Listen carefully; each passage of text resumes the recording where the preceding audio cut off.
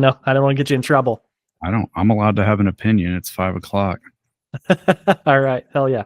346, my opinions turn back on. That's a perfect place to start it. Episode 9 of Fall Starts at Home. I got a 9 on my shirt. We'll get into that. Episode 9. We're almost to double digits. Almost. We're making it this far. They haven't canceled us. They haven't taken us off air. Not yet. FCC doesn't really control us, so that's helpful. All right, we got a big episode. We're going to talk about a bunch of stuff, so we're just going to get right into it. The Wolves finally got a point, Tim. Well, so they got a point last week too. I don't Did know they really? If you saw that. Yeah, so they drew. Yeah, they got a draw. They got a draw with Spurs, Tottenham. Oh, okay. And then they got another draw this week with Tottenham. Really? Yeah. I missed that one. See, I'm telling you, I'm like a week behind. I'm operating like a week behind. It happens in my whole life. Well, I didn't catch it last week either. So, did you catch this week's match? For a little bit. I turned it on. Literally, I tune in. It was an early game, so it was like 9 a.m. Yeah, 9 a.m. on Sunday. So I tune in. I got my cereal, got my coffee, and the second I turned it on, it's like 20 minutes into the match, and our coach gets a red card, gets ejected from the match. I don't know. What? And he walks over to the ref and he's like explaining, like, dude, I was not even what? And the commentators were like, didn't look like he was like really saying that much. He got a red card, and so he got booted. Okay. And he looked like real calm and stuff. So I was like, this is weird.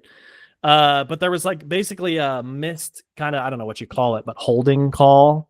Basically against the Wolves. And then there was another call like right after that where I think there was a call made against the Wolves, and it was like an obvious call, but it was like he was basically like, dude, you owe us a makeup call. Way, which way are we calling this today? And then like 2 minutes later that we scored.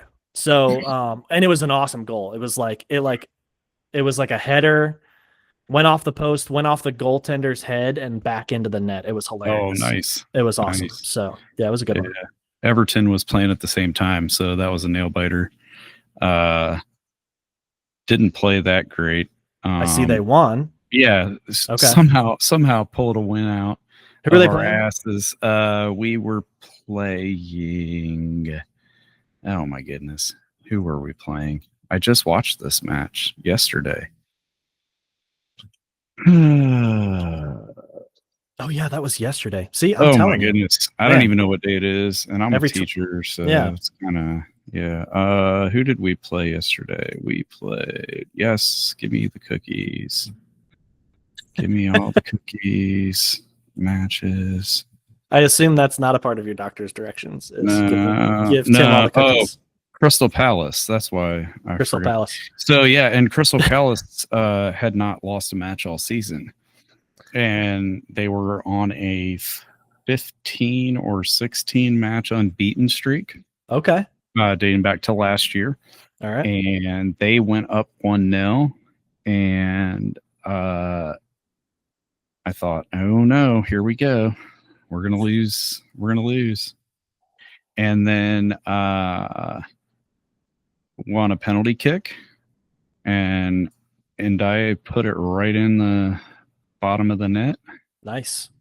And then it was tied 1-1. And then in stoppage time, wild sequence of events led to a scoring chance that the goalkeeper blocked, and it got kind of bounced around, and it went right on Jack Grealish's right foot and into the back of the net for the game winner. That's awesome.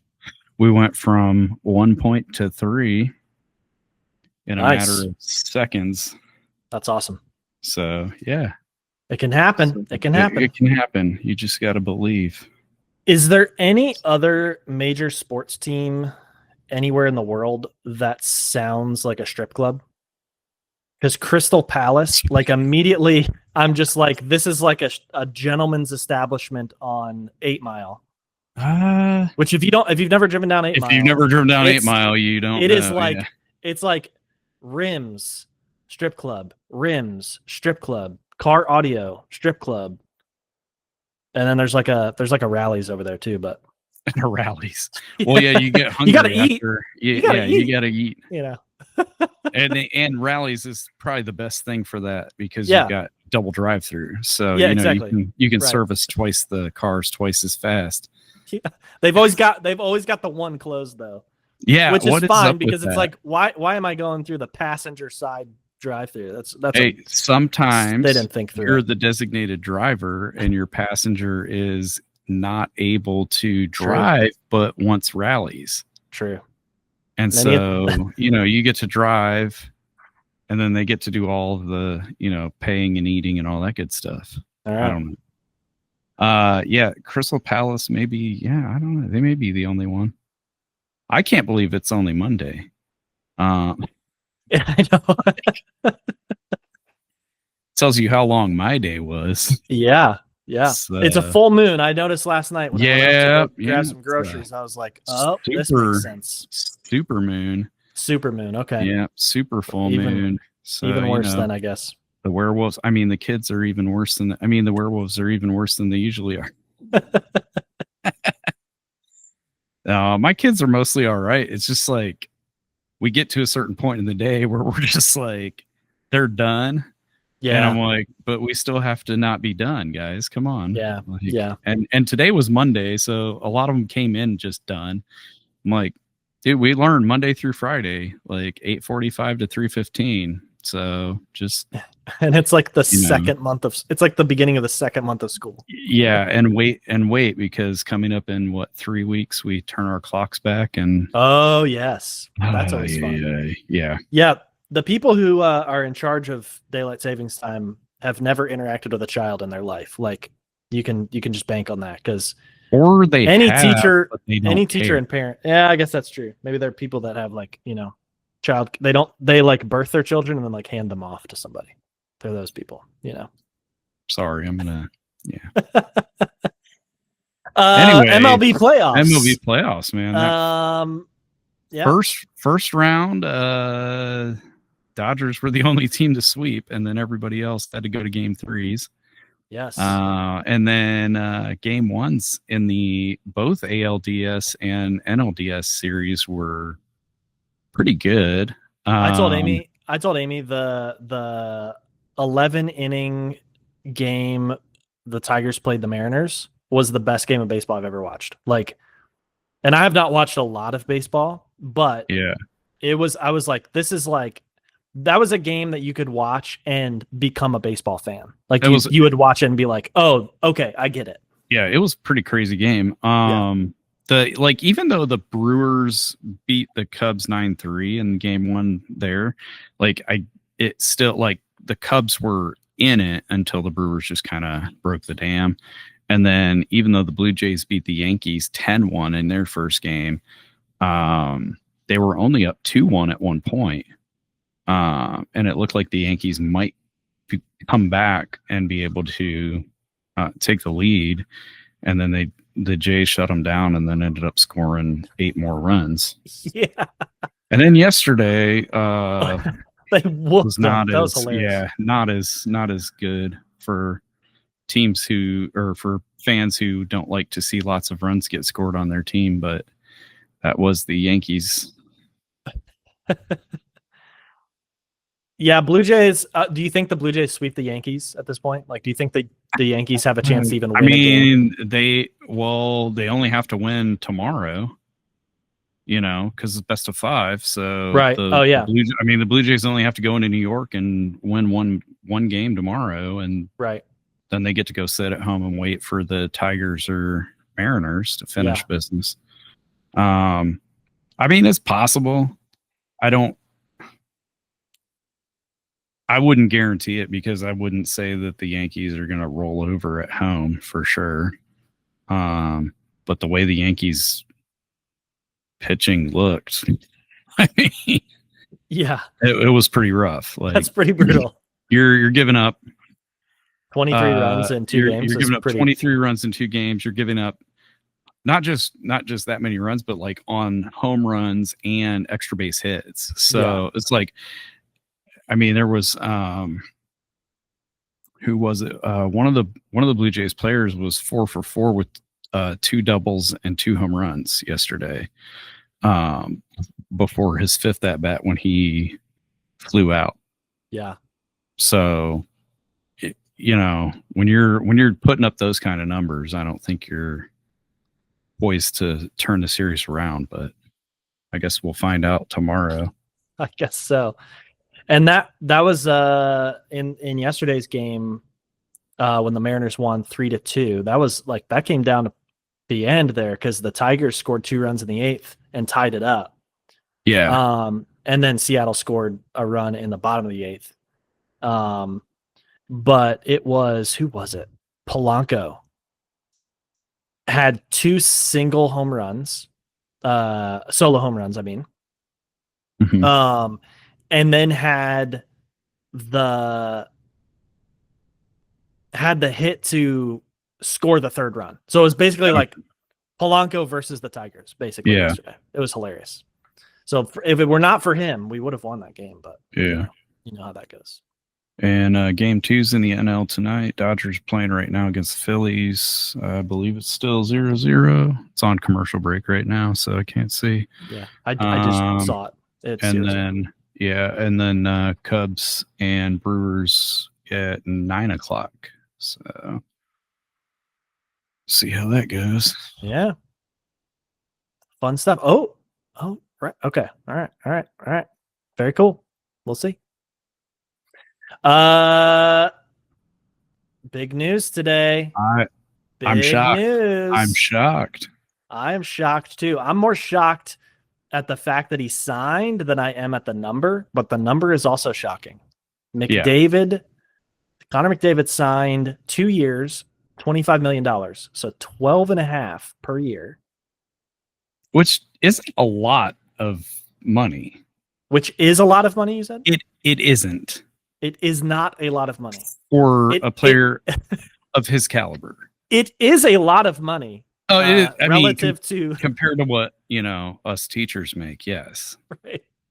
I mean, if I had a chance to play hockey for $12 million for 1 year, I'd probably take it. Yeah. I'm not saying turn it down. I'm just saying, don't turn it down. But when you're Connor McDavid like that, I mean, especially after Kaprizov got 17.1 or whatever, whatever for, So very interesting that he signed that low of a number. He's making $1.5 million less than Draisaitl, his teammate. Draisaitl's making 14 per year. And he signed for 2 years. That's the most surprising part of it to me, is that he signed for 2 years. Like, I can see signing a 1-year extension, 12.5, shut everybody up for this year, go out, win the Stanley Cup. You've got the extension. Now you are in that next year. You can sign another long-term deal or something. You know what I mean? So where it's like, all right, I'll take the, it's basically shut up the media, shut up the distraction of it, money, discount. And then you can, sign the extension after you win the cup, or, you basically say, all right, fucking trade me. We didn't win. We lost in the Stanley Cup Finals to Florida again for the 3rd straight year. And you can say, trade me, and any fucking team's taking that deal. Yeah. That's a deal you dump anyone on your team. Like, no, like the captain of your team is out.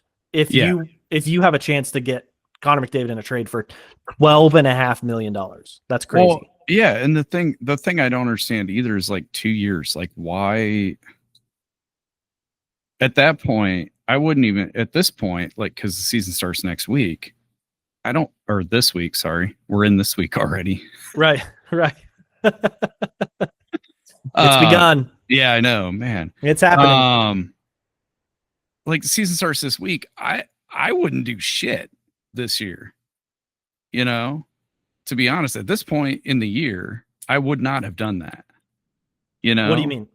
I wouldn't have signed an extension at this point in the year. I don't care if it's a 1-year deal. I don't care if it's a 10-year deal. Like unless it's going to be bigger than what the guy who has less playoff experience than you have.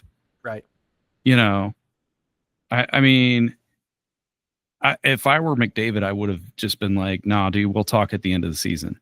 Yeah. I would have done the same thing. I honestly, I would have, and I probably, depending on what they look like, you know, towards the middle of the season, might even say, maybe we'll talk at the trade deadline, but we'll see. You know, like who's his agent that was just like, we got to get this done now. We got to get this done now. Cause this seems like an agent kind of like pushing to get a cut of his, you know, agent fee before. It's like Judd Moldaver, who's actually this. I'm pretty sure he's he's Marner's agent too, I believe. Okay. Funny enough, his former agent is actually the Oilers GM. I was blanking on the name last time we talked about McDavid. So Ken Holland was the Oilers GM for the last few years. Yeah. After he left Detroit, he went to Edmonton, which is like the area where he's from. Yeah. Because he wanted to inherit another all-star roster and win a Stanley Cup on somebody else's work. And then work smarter, not harder, man. Exactly. That's true. You know what? You got to give him credit for just like following the success. But Jeff Jackson was McDavid's agent and actually negotiated the $100 million contract for him. Okay. That he signed back in 2017. So but now he can't be his agent because he's the GM. Right. So they already have like a relationship. He already kind of has insight into like McDavid's thinking and stuff, you would think. So it's just kind of interesting. And I don't disagree with your take of this could be an agent pushing like, dude, you got to sign because, you know, that's what it seems. That's what it seems more like to me than because like if I'm the player right now and I'm getting ready, like game 1 is this, you know, what is their first game? Thursday, Friday. You know, I'm like 72 hours away from lacing it up for the season. Right. Like, why would I worry about this now? Right. You know, it's not like Kaprizov when it was, you know, it was last week or 2 weeks ago, whatever, basically at this point, like you're still in the preseason, whatever, you know, and you're Kaprizov. I mean, if I'm him, I'm definitely taking that deal because there's no way in hell he's worth that much money. And I mean, he's a torn ACL away from not having any access to that cash anyway. So you might as well, you know, you might as well get what you can while you can. But if you're Connor McDavid, I mean, I don't understand. Like I would have just been like, no, we'll talk at the end of the year. Like you guys had all summer to come up with something. You didn't. You know, I want to focus on this season. I want to, you know, I want to win a Stanley Cup. And if I don't win a Stanley Cup, then I'm probably taking my talent somewhere else, like South Beach. Right. Or probably South Beach. Probably South Beach. Funny enough. Can't beat him, join them, man. Yeah, Judd Moldaver's definitely like, he's like, Connor, listen, I'm having my floors redone. I need that check. So we need to lock in the 12.5 if you can do that. My wife put us down for the parquet floors, and it really does scream that 3%. The timing to me really does scream like we don't want the distraction. Like we want to eliminate any sort of excuse for not winning it all this year. And because you make a point about when you get to that trade deadline in March, whenever it's going to be, early March or late February, whatever, you get to that date, that's all it's going to be is, okay, they're in the playoffs, but do they have it? You know, do they have the juice? You know, say Draisaitl's hurt or Hyman is hurt again, who was probably the reason they didn't do as well in the playoffs this year. They didn't get to game 7. They only got to game 6 of the Stanley Cup finals. The series just on its, you know, just on the whole wasn't as close for the Oilers this year. you got a lot of talk if that's a situation in March, and then it's a major distraction. And then the Oilers are kind of in the spot where they would go like, okay, well, let's get, a first round, a second round, a prospect, and 2 NHLers, 2 centers from some team, and then we'll trade McDavid. I don't know. So I do, but what's strange to me, so I see the timing of it being like eliminate distractions. I just don't understand the 2 years. I don't understand taking that discount for multiple years, because that doesn't make sense to me. Yeah, I mean, I can see your point about the timing, and it would make more sense if it was just a 1-year deal, and if it was like a 1-year deal for a lot of money, like more money than 12 million. Like, that's another thing too. Because I don't understand. Like, you're not. There's no way that you're worth anything less than a max contract. Like, because it's like, it also is like, why take that discount and lock yourself into that discount for next season when it has no bearing on the cap this season? It has no bearing. Like, McDavid wants to win now. He wants to win in Edmonton, but he wants to win now. And he has that right. He's earned that right. But like, it doesn't make any sense. So it wouldn't be like a figuring out the cap situation, because it doesn't involve this year. So I don't know. I don't know. What are you guys thinking? Judd Moldaver, right in. Come on the show. Yeah. Connor, if you're listening, dude, you clearly should have talked to us first, man. We got your back, buddy. You're worth way more than 12.5, dude. Come on. You're worth more. No, you're worth. No, you're worth. All right, you throw us into the next one. Oh yeah. I haven't seen anything more on this. So Nafisa Collier called out Kathy Engelbert last week about her lack of caring about the ladies who play in the WNBA. Okay. And in true commissioner fashion, Kathy Engelbert said that conversation never happened. Okay. Sure. I've never denigrated my players to another player privately or even on the sideline at a public event. I'm sure there's hilarious. I'm sure there's video of like that conversation. Like we probably won't hear the audio, but there has got to be like a video of those two sitting in the bleachers having a conversation where she's very very clearly with her mouth, or you could just read her lips, and she's saying like word for word what Nafisa says. Yeah. So if anybody's got that cell phone video and you want to drop us an exclusive, it would really help our 9 subscribers turn into like 9 million or something. I don't know. Right. So I mean, honestly, like, it's a she said type of situation, which we don't get to say very often. There's a lot of he said, she said, or he said. Now we got a she said. That's right. Try to say that fast. Yeah.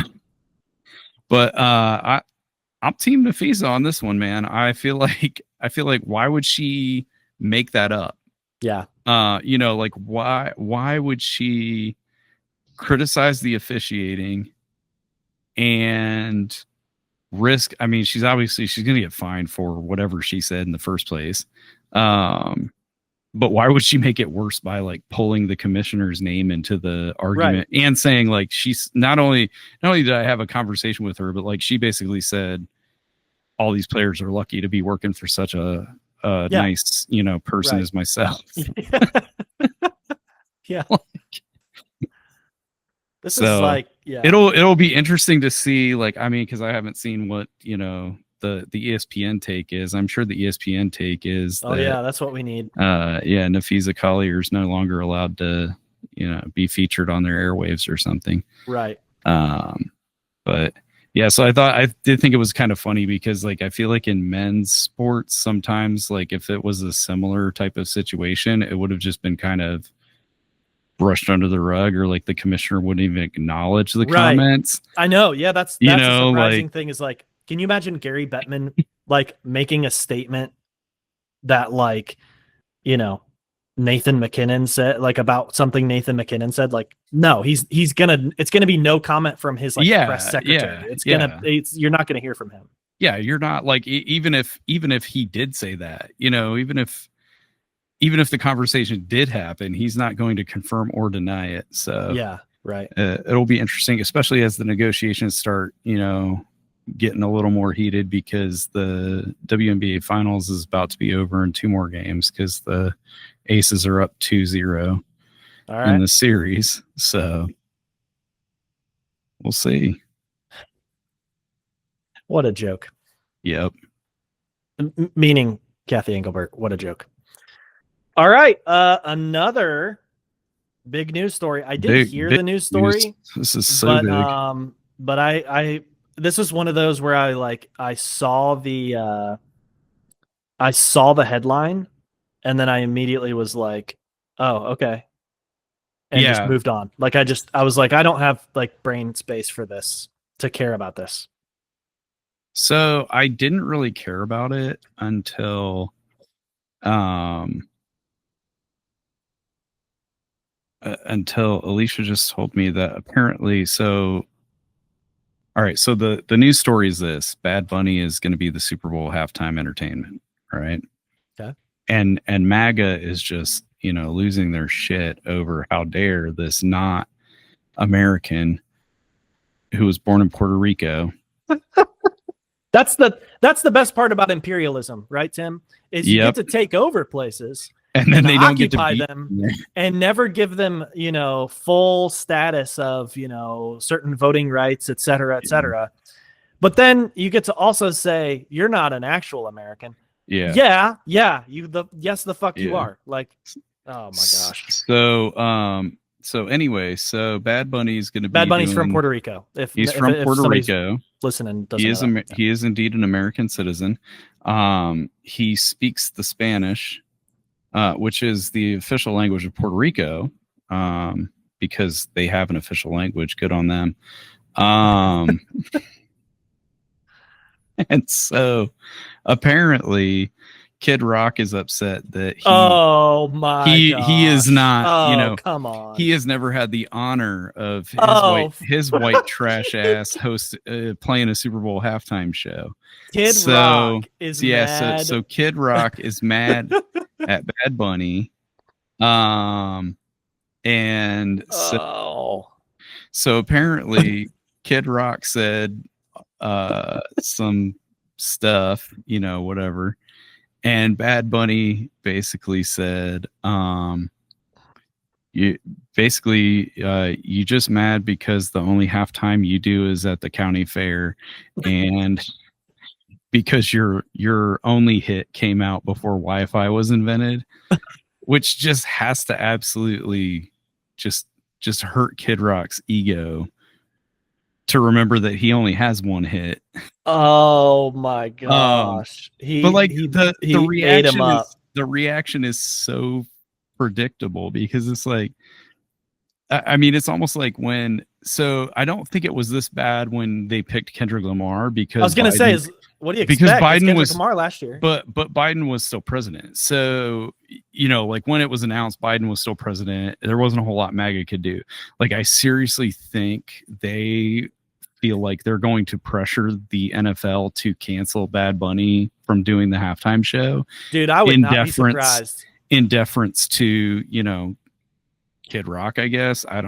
Which if Kid Rock, if they did that, like, I will never watch the Super Bowl again. Like, I will like I'm a Super Bowl and I don't know, like if football was a religion, like Super Bowl would be my, like, the one time I actually go to church, so to speak.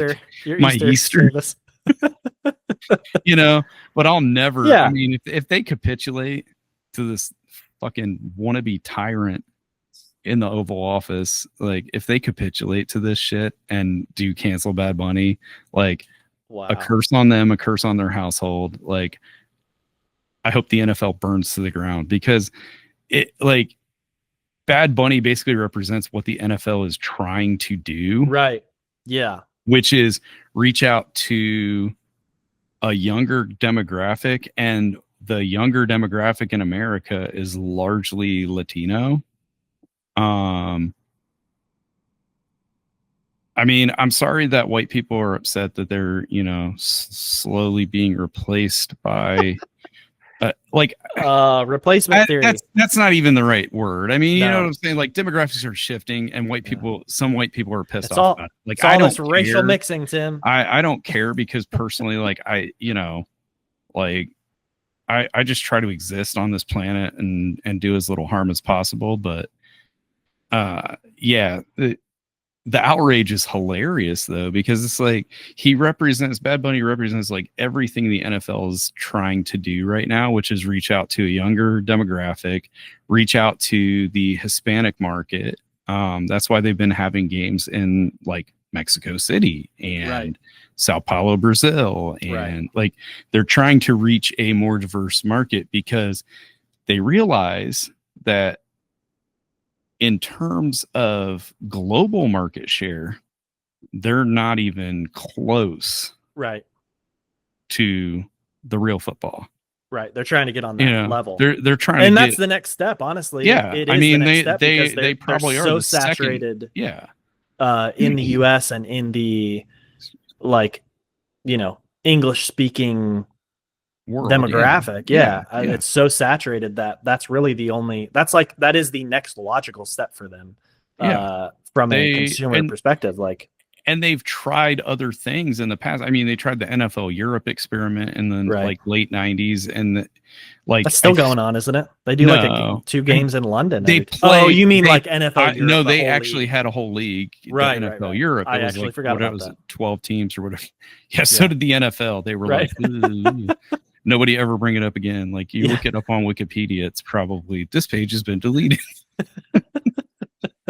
But I think that they're trying to grow their brand and their product, and this guy is very hot in that market that they're trying to reach into. I also think it's funny that Bad Bunny is like totally leaning into it. He's like, y'all got 4 months to learn Spanish because he's gonna he pretty much all of his music's in Spanish. Yeah. And so he's gonna do his music in Spanish at the Super Bowl. Yeah. And I'm here for it, man. Oh yeah. I'm I actually just saw the other day, this is so white liberal of me, but I'm realizing that where I heard about this was in the Atlantic. I know. I'm basically an upper middle class. Where are your horn rimmed Democrat. And I know. NPR mug, man. I know. I wish I had the money to go along with that. But anyways, so I read about. Do you pay for your Atlantic subscription? Oh yes. Oh yeah. Oh wow. Yeah. Okay. It's actually very worthwhile. I love the Atlantic. So one thing I found out by reading the article in the Atlantic was Bad Bunny's actually been doing basically a residency in Puerto Rico. Oh. He stopped touring in the US. And he's basically you're going to come to me. You're going to come to Puerto Rico because I'm not fucking with the continental U.S. That's nice. It's hilarious. It's awesome. So, and it's been a huge boon to their economy and all this kind of stuff because all these Bad Bunny fans are traveling there to see him play. So I got a lot of respect for this guy. He's hilarious also. I've seen him. So he's been on SNL 3 or 4 times now. Yeah. And he's hilarious. He's so funny. So funny. And he was in Happy Gilmore too. Yeah. I don't understand a word he's singing, but I got 4 months to learn. Get the Duolingo out. But also, I mean, here's the thing too, is so I didn't know where the Super Bowl was this year, but I just looked it up. It's in San Fran again. Okay. And Levi Stadium, pretty much California is a huge Hispanic population. Yeah. Also aren't they basically occupied by occupied? Aren't they occupied by the secret police now? No. The whole state of California? No, not yet. Okay, not yet. They got 4 months. I mean, also as a former Spanish colony, Spanish was kind of the first language that the non-indigenous people of California spoke. So this should pretty much fit in. It tracks. Right. We're getting into a whole mess of colonialism here. Well, the Spanish colony, formerly occupied by indigenous people, and then taken over by English-speaking people. Yeah. Well, all right. So here we go. I wonder if I don't know. Maybe NFL, you've been warned, man. If you guys back out on this, you've lost a viewer for life. Make your choice. You either get Tim or you get Secretary of Agriculture Kid Rock. So it's your choice. The ball's in your court. Is he really the Secretary of Agriculture? I'm surprised he's not. He might as well be. He's like in charge. He's like in charge of the he's NEA not. or something. How is he? How NEA? No, they defunded it, but they didn't fund the NEA. National Endowment for the Arts. Sorry. The National Educators Association. I'm sorry. As a teacher, there's only one NEA I care about. Tim's like, shit. A guy who couldn't. Let's cut this whole section. My union bosses. A guy who couldn't write his name in crayon, but yeah, sure. Yeah. Well, speaking of football, yeah. Penn State, who a couple of weeks ago said, "Oh, they're going to win the national championship. This is their year." I like James Franklin. Jeez, wow, holy shit! What happened? They're not even in the top 25 at this point. You know who is in the top 25? Ohio State, because they only allowed a field goal on Saturday. Well, Ohio State, of course. Well, yeah. USF. All right. Doubles. The Bulls. The Bulls. The Bulls. Vanderbilt. The Commodores, man. Illinois. Big Ten team. All right. Yeah. Illinois. Okay. All right. Illinois State is in the top 25. Do you know how ridiculous? I didn't even know there was an Illinois State. Like, that's a basketball school. Are you sure it's even a basketball school? They're always in the tournament. They're always doing stuff. At least in the women's tournament. I've heard of Northern Illinois. I've heard of Southern Illinois. I have not heard of Illinois State. Illinois State. Let's see. Let's just Google athletic success. Let's see. Have they done anything? All right. AI overview. Big nothing. 9 national and team championships, including football team's appearance in the 2014 FCS national championship. So that's they just got brought up then. Okay. Because that's former Division 2. That's right. Okay. So men's they must basketball have just gotten up to the FBS. All right. Maybe they suck. Maybe they suck at everything. Okay. All right. Well, I was gonna say I've never heard of them. I didn't know they had an Illinois State. Did I get this wrong? Hold on. I might be saying Illinois. Are you thinking of Iowa State? I might be thinking of Iowa State. Give me 1 second. This might be a major false start at home. Let's pull up the top 25. Oh boy. Let's see. I hope I'm not wrong. Yeah, you're thinking of Iowa State, dude. 22nd. All right. Iowa State. So this is who I was thinking of. Is Iowa State. Still basketball school. They're Big 12. Yeah, they're not a football powerhouse. One of the 3 teams left in the Big 12. Yeah. Hey, it's better than the 2 teams in the Pac-12. Yeah, right.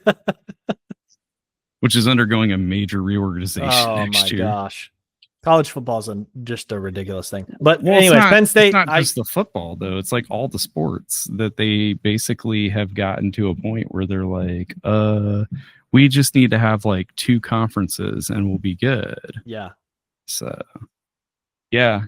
The problem with college sports is there's just too many teams to all play like at the same level, like together kind of thing. Yeah. And I like the way basketball does it, where that's like you get a bracket of 64 teams. The problem is you can't play like a 64 team bracket in football. No. In like a month. No. You can't do that because you can't play, which for some reason, I don't know why you can't play football, 3 days a week or 4 days a week or whatever, but probably could, but be a lot of injuries. Yeah. Speaking of injuries, like that segue. Yeah. This should be a whole new segment in our show. It could either be a segment about people being stupid, or it could be a segment about people stabbing people. Like, what is going on? Yeah, I don't know, man. Did you see anything about this? So we read about it the other day. Alicia got the like news alert, like Mark Sanchez arrested, and then we were trying to figure out like what, you know, the whole situation is just weird because it's like so there was apparently an altercation, and then he got stabbed, but he also got arrested. Yeah, how are you gonna get stabbed and go to like the emergency room, and now you're also catching a felony? Like what? Isn't that so Mark Sanchez work? though? How does that work? Like, how do you know, like, I can't imagine, like, I've never been stabbed, but I want to say if I ever got stabbed, I don't feel like it would be my fault. There's still time. Yeah. And I don't feel like I should be arrested for being stabbed. Right. But there's got to be way more to the story than what, you know, what's been released and what, you know, like there's got to be like, you know, did he like punch the guy and then the guy like knifed him? Okay, here's from the AP. All right, because last I read it was just like a parking lot altercation. Yeah. Like, what are you guys doing in parking lots? Get in your car, shut the door, go. You need home. to be head down. Just that's right. Mind your own damn business. A to B. And now we sound like Skip Bayless. Like it's dark outside. Go to bed. Yeah, we're definitely not victim blaming, but also, no, I'm not. No, but I mean, apparently, Mark Sanchez is not the victim in this. Yeah, you're not the situation where he got you get arrested. So this is from the AP. A police affidavit alleges the 38-year-old Sanchez, which I didn't know I was like basically Mark Sanchez's age, smelling of alcohol, accosted a 69-year-old truck driver who backed into a hotel's loading docks in downtown Indianapolis, leading to a confrontation early Saturday outside the vehicle that prompted the driver to pull out a knife to defend himself. How are you living your life in such a way that you're getting stabbed by a 69-year-old truck driver in a hotel loading dock in Indianapolis? What has to happen in your life to bring you to that moment? Okay, like, first of all, and I'm not trying to say. Oh, hold on. From the article, this was a situation that did not need to occur. The prosecutor said. No shit. Wow. Like, I'm just saying, Mark Sanchez looks like he kind of always reeks of alcohol. You know, like you see him on TV and you're just like, maybe that's why he didn't do so well in the NFL. You know, like he doesn't seem to have it all together. I like. There's a time and a place for you to, you know, act on someone else's behalf. Sure. Truck driver hitting something in a loading dock at a hotel that you don't own is not that time, dude. Not that time, not that place. Like I could see. It didn't even say that he hit anything. It said he backed into the hotel's loading docks. Backed into the dock. But I mean, like, I mean, did he like hit Sanchez's girlfriend or like? Was he playing some Kid Rock? And you know, like it? Like I don't know, like what was going on. But I mean, I've never been at a hotel. Well, first of all, I can't even say that. I have been at hotel loading docks before, but that was a different time. Anyway, seems like there's a story behind that. No. Okay. Well, kind of, but okay. That's why I wasn't allowed in the Cosmopolitan for a while. All right, we're gonna have to get into those. Were some really cool wedding photos, though.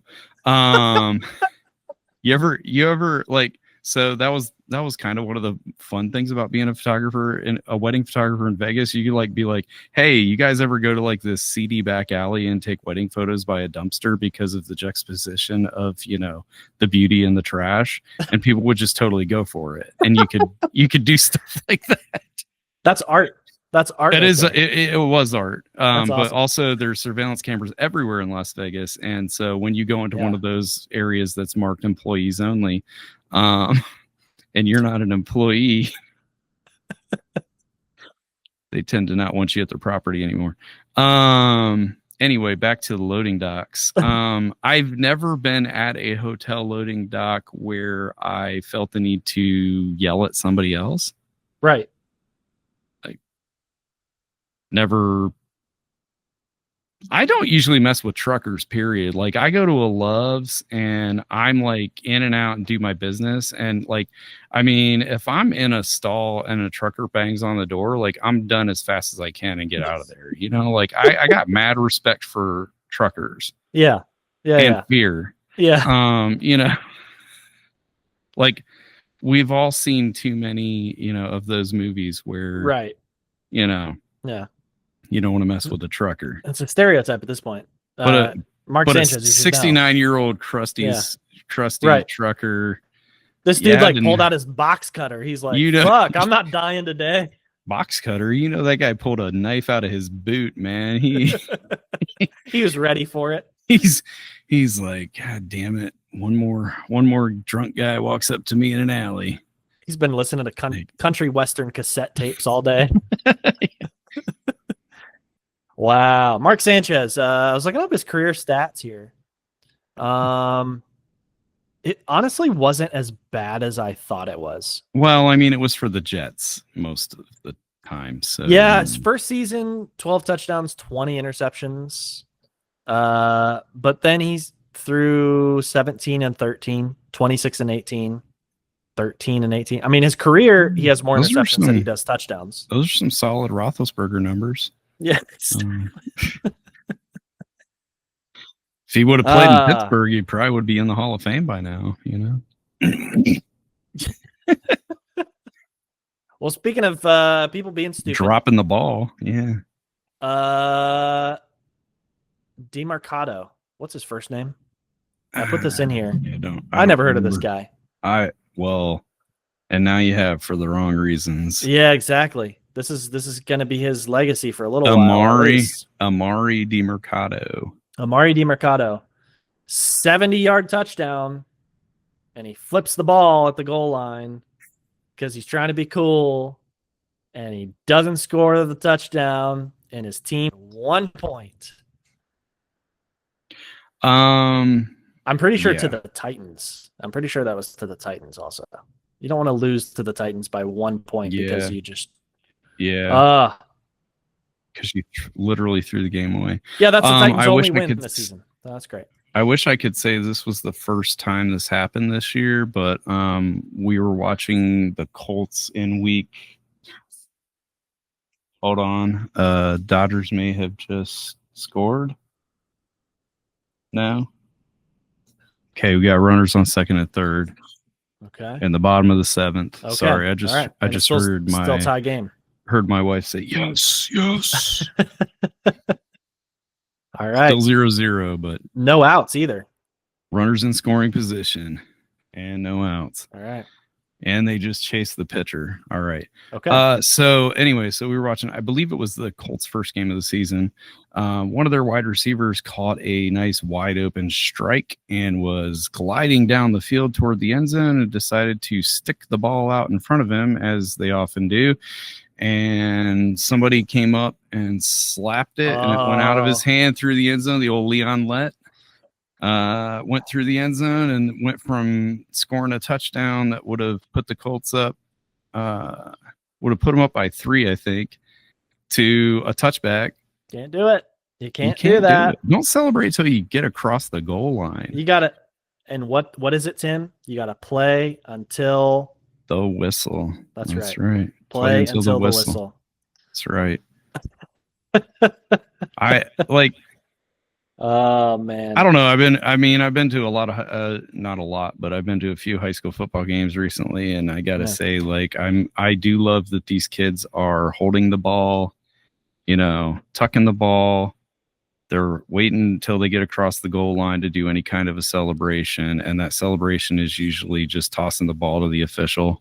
Yeah. And then jumping up and high-fiving a teammate. Maybe there should just be drills where, like, if you're a coach, everybody on your team who is ever going to touch a ball runs from one goal line to the other, and you do not let go of the ball. You hold that in at whatever the 5-point hold. High and tight, man. until you get to the back of the end zone and you place the ball on the like end racism or whatever they say, on the back there. Yeah. I don't know if end racism is still there on the back of the end zones anymore. It depends. I think it depends on whose end zones. Or they're like, they've probably watered it down to this point. Like, I think football is for everybody. Yeah. Well, it is. Yeah. I mean, that's true, but unless you can't play football. Well, that's true too. But yeah, guys, just hold on to the damn ball till you get into the end zone. Like, you will hear a distinct whistle, and you will see at your side an official doing the touchdown thing, and then hand the ball to that guy. Hand it to that guy. Yep. That's a dunk it over the goalpost. Yep. Like, I mean, if you want to celebrate a touchdown, just dunk it over the goalpost, because Catch that will assure you have scored, because the goalposts are in the back of the end zone. That's right. It won't count for an extra 3 points, but you might get a $25,000 fine. If you do like a windmill 360 jam, like, you should get some kind of bonus points. Yeah, you'll get fined though, unfortunately, because they don't want you to hurt the league. It's the no fun league. So, speaking of no fun, like that segue to you. Yeah. People across country not having a whole lot of fun right now. Yeah. What do we got? Masked federal agents storming the cities of the U.S. And on Saturday, they shot somebody in Chicago because allegedly, now there's no counter perspectives here, but allegedly they were surrounded and people were ramming the ICE vehicles with their cars, and they saw a woman in possession of a gun and they had to shoot her. So in Chicago, on Southwest side, gun ownership is illegal. Well, that's the thing. It's hard to come by, but you can get your FOID card. Yeah, that means it's illegal. Yeah. If you have to have a card from a government agency to allow you to do something, that means it's not legal.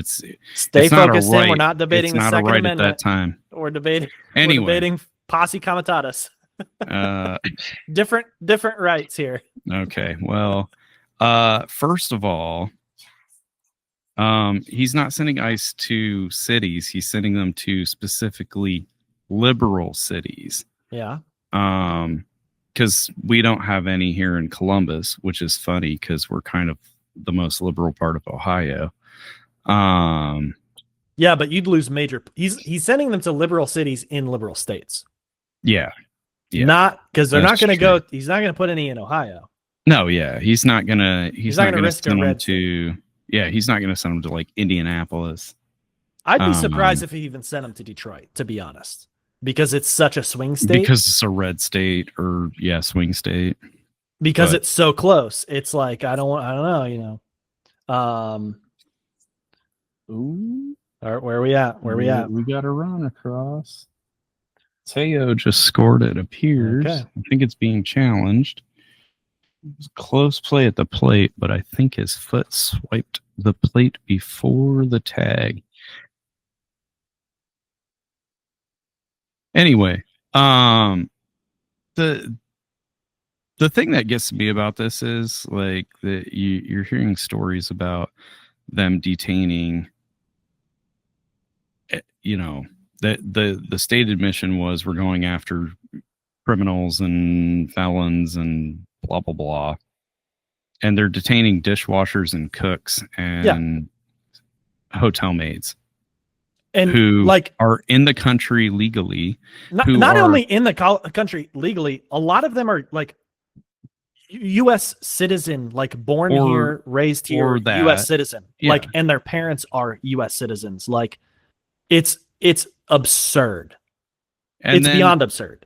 And then also detaining children, like as young as 2-3 years old, and handcuffing those children. I mean, they're a threat, man. How are you gonna keep these kids under control? I mean, the threat of toddlers is out of control. It's like, I have been teaching for a few years, and I do know, there are some violent 4- and 5-year-olds out there. But but I've never had a zip tie. Well, I'm not allowed to zip tie them. So but even if I could, I wouldn't. I mean, that's just not like, what does that say about you as a man? You know, we want to talk about these alpha male types, right? You know, like first of all, nobody's going to tell me to wear a mask when it's saving other people's lives. Right. Now, all of a sudden, nobody's going to tell me to take my mask off. I got to defend my privacy. Yeah. And, oh, you're afraid of some doxing? Fuck you. You're afraid so of you can what? raid other people's homes and places of work and places of worship and their fucking Walmart and Home Depot, but like you're not man enough to show your face while you're doing that bullshit. Fuck you. Yeah. Well, and the really sad thing is that there are like, I've seen in some of these videos, there's like people of color working for ICE. Like what? Like you're Hispanic yourself. Like, dude, why would you, you know, that's all. I could understand wanting to work for the government. Yeah. I can't understand working against your people. But well, there's a whole lot of I got mine going on. And that's, but this whole, and that's the whole thing. That's the whole thing too. I was Amy sent me this picture of, you know, ICE agents walking down streets in downtown Chicago. Yeah. And was like, oh my gosh, this is like, you know, and I'm like, yeah, this is like surreal. And then I was saying, you know, after thinking about it for a little bit, I was thinking they're pushing all these, like they're doing like YouTube ads for like recruiting ICE agents and all this stuff. This is all 95% of what they're doing is propaganda. It is designed specifically to be, obviously there is real harm and real actual lives being, you know, affected here. So this is not, but 95% of what they're aiming to do is instill fear and up their numbers so that they can continue to instill fear and make it seem like they are more powerful than they are. Yeah. And so they're putting up they're making these shows of force where they're putting themselves in these situations where, hey, if they did get surrounded and cars were ramming them, obviously they didn't bring enough people because like that just doesn't, like, I've been a part of protests in Chicago. I've watched, like, you know, the friends of mine live stream themselves at some of like the, you know, quote unquote riots back in 2020, 2021. Chicago police doesn't even get in that kind of situation. So you're telling me that you're a federal agency and you didn't bring enough people to not get yourself like, or know how to get yourself surrounded by like just common everyday people who are unarmed and, you know, like, are you kidding me? Come on. I don't first of all, there's that. The best and brightest. Well, you know, that's just apparent by their own actions. Because if you're still a part of this, you're a fucking idiot. If you want to cosplay being a crony little, you know, idiot for a fascist regime, buy a stormtrooper costume and go to Comic-Con. Okay? That's what you can do. And you don't have to ruin your whole life by joining ICE and, you know, training for 2 months or however long their training period is. Probably not that long. I feel like the South Park episode ruining people's lives spot on in Chicago and LA and Washington. Like, you can just skip all of that and go pretend to be a stormtrooper at Comic-Con. And I'm sure you're going to have a lot more fun. Okay? What I really would love to know, and we'll never know this, how many of these ICE agents are from these cities? Oh, seriously. You know, like how many of these guys are Chicago natives who are like, yes, I want to serve my country by protecting our immigration and naturalization services. And, you know, no, these guys are a bunch of... They might be from Naperville, but they're not from Chicago. These guys are a bunch of redneck shitheads from Oklahoma or Arkansas who saw like, hey, I could never be a cop because they have some standards. So let me go sign up for this agency that doesn't care. Right. And I could go harass black and brown people. Like, a lot of this boils down to, I want to harass black and brown people. And be able to get away with it. And be able to get away with it. Federal badge. Because I have a badge. Yeah. You know, just fuck ICE all the way around. Keep protesting them, doing what you're doing. Stay safe, obviously. Yeah. You know, if you're an ICE agent and you're listening to this, man up, take your mask off. Okay. Whole lot of ICE agents in our audience. I wish there were. I hope there are, man. They could use some life lessons. They could use some locker room talk. That's right. Like, take your mask off, be a real man. Yeah. I mean, I know you don't want to disappoint your kindergarten teacher who said, "Oh, I knew he would never amount to anything." You know, but come on. You know, show us the type of piece of shit we're looking at. Yeah. You know, quit hiding behind a little facade there. Yeah. And do they really need to wear helmets? Like, some of these guys wearing helmets to walk around. They're under attack, Tim. They're under attack. Like, you know. Sure. Yeah. How are you going to go and incite violence and not gear up and wear a helmet? That's true. That's you know true. What I mean? You gotta at least wear. I'm honestly, I'm kind of surprised they haven't signed up Kyle Rittenhouse to join the force and be kind of their, you know, field general. Oh, I guarantee he's in ICE or some. He's got some role. I don't know. Maybe he's wearing a mask. You never know. Yeah. All right. Well, fuck ICE. Time for the break. Exactly.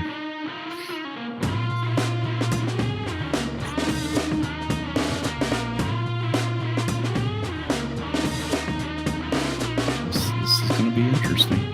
Okay, we're back. And main for tonight's main event, thought we'd talk about.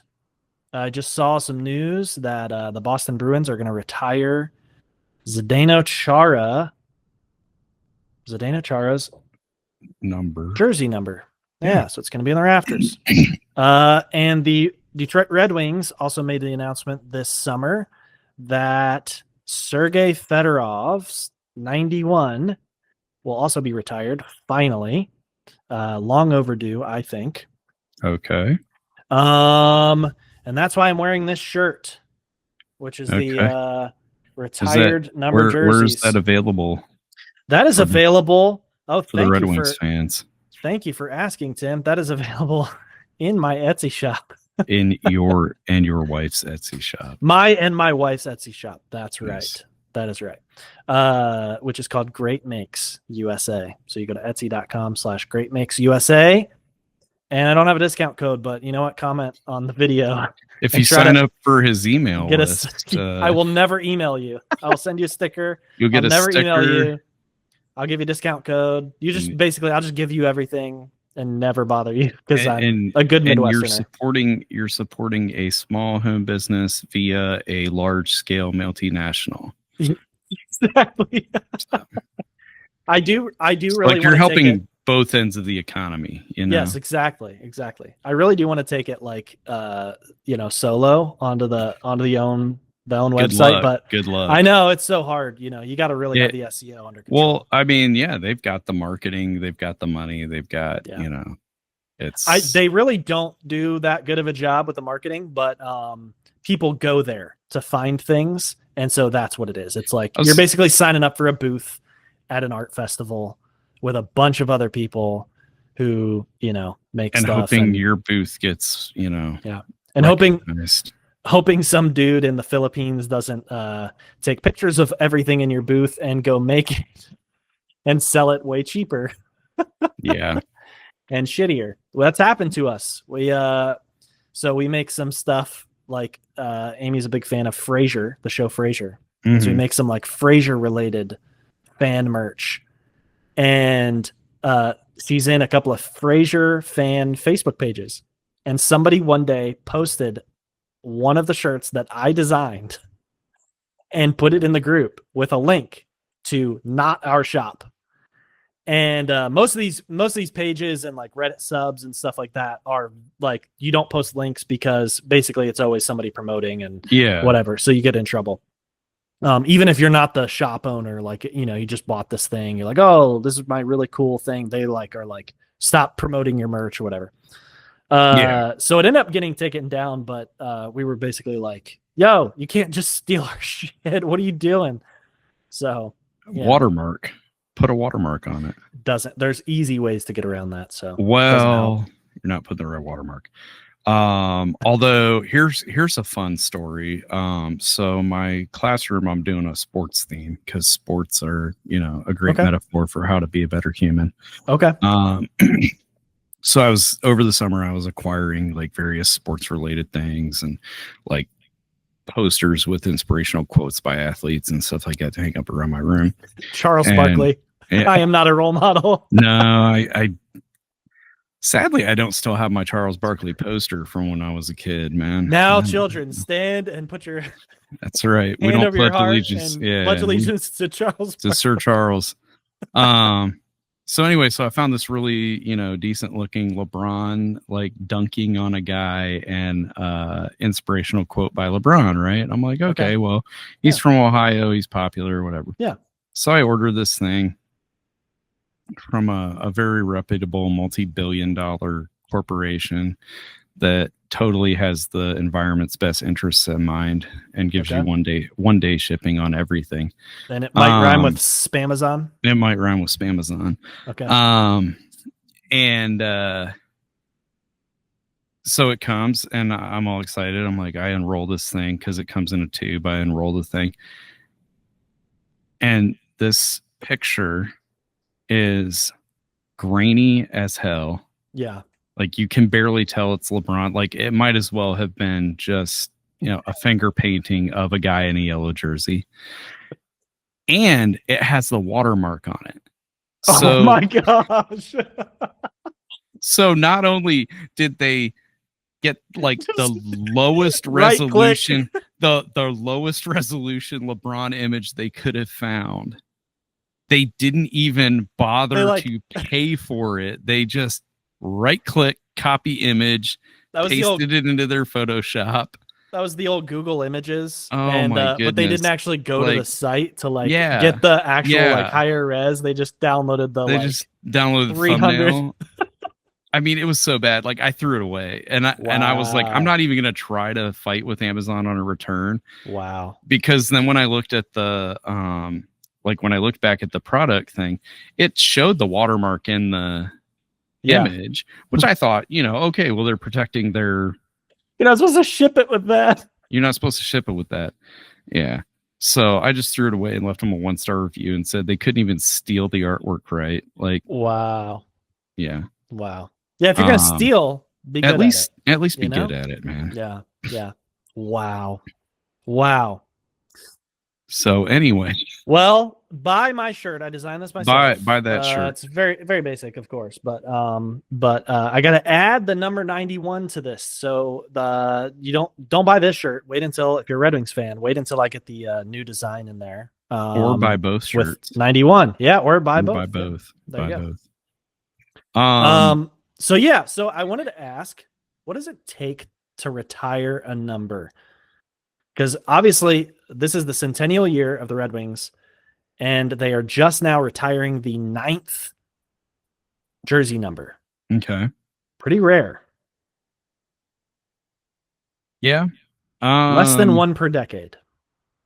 I think what is the significance of retiring Fedorov's number 91? Like what did he bring to the team? Okay, Fedorov, a few things.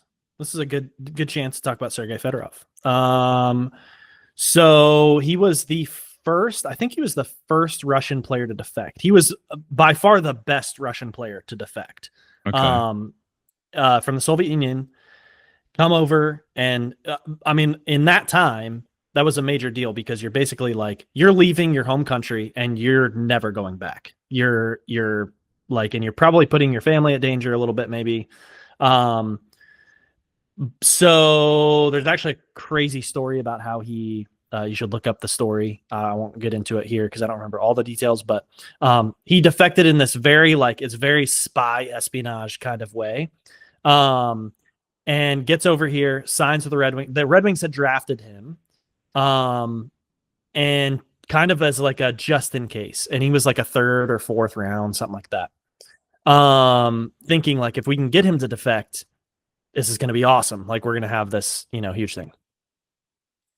He, eventually we got some more Russian players. And so he was one of the Russian 5. So these were 5 players. Typically you have a line of 3 forwards and 2 defensemen, and the defensive pairs don't necessarily always match up with the offensive, the forward line. Yeah. These were the Russian 5 is a 5-man unit that all played together, and it was just like magic. Like, it was insane. They just always knew where everybody was on the ice. They played this system. Nobody could stop them, sort of thing. So he was part of that.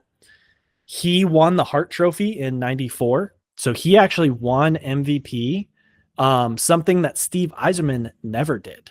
So Yzerman's best years were when, if your name was not Gretzky or Lemieux, you did not win the Hart Trophy as league MVP. So in 94, Fedorov won MVP. He won 3 cups with the Red Wings. He was a very, very good forward, but he also played defense. He could be thrown in on defense. And so he was basically like, maybe a comparable player today would be like, Austin Matthews, who skates really well, can score a fuck ton of goals, but can also play very well defensively, can penalty kill, that sort of thing. Like elite at both ends. So it's been there was sort of a thing where there was a lot of bad blood because he left Detroit after, I think, the 03 season. His contract was up and Detroit wouldn't pay him the money he wanted, so he left and went to Anaheim. I think he also played for like Colorado at some point. Columbus. I forgot about that. And Washington. I'm looking at his Wikipedia right now. All right, there you go. So Sergei never had the success that he had in Detroit. And he kind of left on bad terms, but there was actually speculation that because he's coaching in the KHL, and there was speculation that Yzerman would hire him to come coach the Red Wings. That obviously didn't happen. And he's not like affiliated with the Red Wings, but so his number has been one that has been talked about retiring since he retired, and has gotten more and more and more chatter over the years. Because it's kind of one of those things where it's like, it's also one of those things where when you're a bad team, you need to retire jersey numbers to kind of like make things interesting. I've noticed that like teams, when they're not doing well, they start to go, who back in our past? That's why this number 4, Red Kelly, was just retired like in 2017, 2018, something like that, 2019 maybe. When the Red Wings were like the worst in the league, they were like, is there any player in our past that we could retire the number? So the Maple Leafs and the Red Wings actually retired Red Kelly's number the same season. But so kind of interesting. Stanley Cup champion 3 times, Hart Trophy winner. I think he might have won a Selke in there. Yeah. Pretty well decorated. He's in the Hockey Hall of Fame, of course. So it was kind of a matter of time. Has anyone worn 91 since him? No. Okay, so it's kind of unofficially been retired. So one of the things the Red Wings do, and I know a lot of other teams do, I'm sure, is that they won't officially retire a number, but they'll take it out of circulation. So like no one wears 13, no one wears 40. That's Pavel Datsyuk, Henrik Zetterberg. Those numbers probably will be retired at some point. Because they played their entire careers. See, that's the thing about Fedorov. He didn't play his entire career with the Red Wings. Yeah. I think, let's see, everybody else. Delvecchio did. Ted Lindsay did not. Let's see. Sid Howe. Gordie Howe didn't. Gordie Howe did not. So it doesn't. Steve Yzerman, Nicholas Lidstrom, they both did. They did. So the more recent ones that have been retired, they played their whole career. But yeah, so there's some numbers that are out of circulation. I'm trying to think if there's any other ones besides 13 and 40, but it's pretty rare that you'll take a number out. Yeah. I asked that because there have been other teams who have, like in other sports, who have like a number has not been retired by that team, and like 2 or 3 other guys have worn it, and then all of a sudden they're like, "Oh, we got to retire that number." Like, yeah, and that's kind of weird. Did you? That's kind of weird. Like, if it was such an iconic number, you would think that you would have not let anybody have that number. Or like, the most recent example I can think of is, I think it was in Dallas, right, with the Cowboys. Didn't they just recently retire Michael Irvin's 88? Yes. But because I did see this, and this is great to bring this up in this conversation. I saw a clip of Michael Irvin saying, somebody, I think they took it out of circulation, but he refused to have his number retired. Okay. Because he said, they'll call you back and they'll do this ceremony and you get your flowers and you get your number somewhere up in the stadium. In the stadium, yeah. That's the last they're ever going to hear of you. But he said, every time this man catches the ball and scores a touchdown with my number on it, they're going to say, they're going to either say, he didn't do it like Michael Irvin did it, or they're going to say, man, that looks just like Michael Irvin. And he's like, now I live forever. And I was like, holy shit, that is like, you're thinking like 4D chess right here. Yeah. Like that is just so cool. Michael Irvin is a pretty intelligent guy. Yeah. Like arrogant, but he could back it up. Backed it up for sure. Like, but you know, I think there's a difference between like there's certain numbers. So like 42 in baseball has now been retired by the entire league, even though several players wore it after Jackie Robinson wore it, and those players were allowed to continue wearing it until they retired. Oh, cool. Okay. But then Major League Baseball just kind of made it like a thing, like nobody wears 42 except on Jackie Robinson Day, and then everybody wears 42, which I love. I do which love that I think is awesome. And it really sets baseball apart. Like no other sports league, like the NHL is not going to be like Wayne Gretzky Day and everybody wears number 99. You know, like well, Gretzky didn't break any racial barriers. He didn't do anything like that monumental in society. Well, he did put on a red hat, though. Yeah. Who knows? Maybe Wayne Gretzky Day is coming, and but in our think future. I think, like to me, one of the prerequisites for getting your number retired should be like you played your whole career with that team. I can see that for sure, or at least like the vast majority of it. Like Ray Bourque. I'm sure Ray Bourque's number is retired by the Boston Bruins. He left for one season to go to Colorado and win the Stanley Cup. Yeah. And then I'm sure he signed a one-day contract with the Bruins to retire as a Bruin or whatever. I can kind of understand some of that stuff, but even then it's like, you should, I mean, you really should. You should play your whole career with that team in order to be able to have your number retired by the team. I also think that you should be doing something monumental.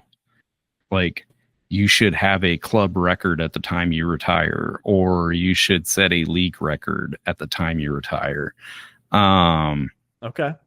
I only say this because like your numbers are limited to begin with. Right. You know what I'm saying? So you can only wear a number between 1 and 99. Well, in the NHL now it's 1 and 98. Right. Soon to be 1 and 98 minus 97. Yeah. So McDavid breaks all the records. Well, and then 8 after Ovechkin, you know. Right. That's true too. I mean, that's going to be retired league wide. Like, is 8 going to be retired league wide? I don't.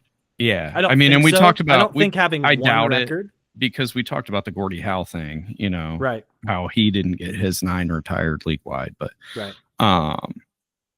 I think I think you should have to score, lead your team in like assists or points or rebounds or whatever, whatever the big stat in your position was, because and you should have to play for the whole team or play for the team your whole career. I mean, like it'd be like if the Phoenix Suns retired Charles Barkley's 34. Like, he played a significant portion of his career in Phoenix. He had some good stats while he was in Phoenix, but does he deserve to have that honor? Yeah. No, just because he went on to play for Houston after that and played for Philly before that. And played for Philly before that. So it was like, which brings me to I can kind of understand Fedorov if he like broke a barrier, which he obviously did, being the first Russian, right, player to defect from the USSR and come to the NHL. So I can kind of see that. The one that I'm scratching my head about is Zdeno Chara, though, because he didn't play his entire career in Boston. He had some good years there, but he went, even after Boston, he left and went and played elsewhere. He captained the team to a Stanley Cup. Yeah, that's what he did. Lots of guys do that, right? I mean, I don't know. I don't see when you're the third stop on a guy's career tour, and he doesn't even retire with you because he went back to the Islanders for his last season and retired with them. Like, is that guy really worth hanging a number in the rafters for? See, I don't agree with like just the playing for one team your whole career. But I do think that you have to have, I feel like jersey number retirement also has to have an element of like, I can't see anybody else wearing that number. Like I can't break my association of that number. Like we talked about Michael Irvin. Like yeah. I can't see a Cowboys 88 without thinking of like being transported to seeing him catch the ball, like, and run for the, juke people and make these crazy plays and stuff. Like, you can't, like Steve Yzerman, had he left Detroit and gone and played for another team, you still can't see anybody else in a 19 jersey with Detroit. It was so long. And that number was just so him. Like, it was so uniquely him. It's kind of strange. Like, if it's like, I don't know what jersey number is Chara. 33. Right? Yeah. Yeah. So it's kind of like, okay, 33 is fairly unique. But like the numbers, like you were saying, if multiple other players have worn this jersey number, like, is it iconic to that? Is it so associated with that one player? Yeah. I don't know. Also, I got to say, the first NHL player to have defected from Russia was Alexander Mogilny in May of 1989. Oh, okay. Yeah. So not, it was considered treason by the Soviet government. Jeez. Well, yeah, I think it'd be like if you defected from the United States.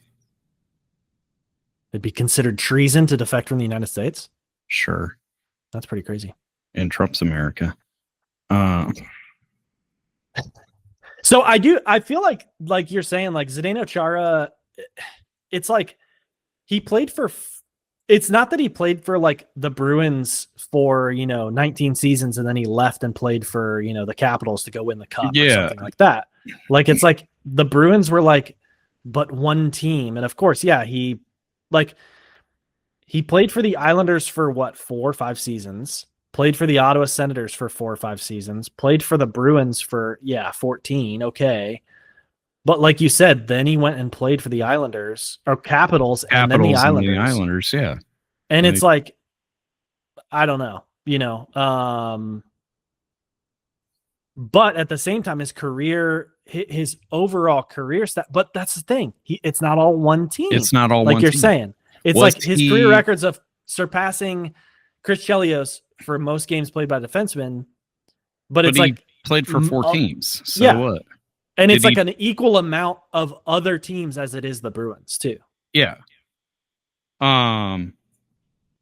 And was he at the top of any Boston club record when he retired or when he left them, it looks like he had the hardest slap shot in NHL history.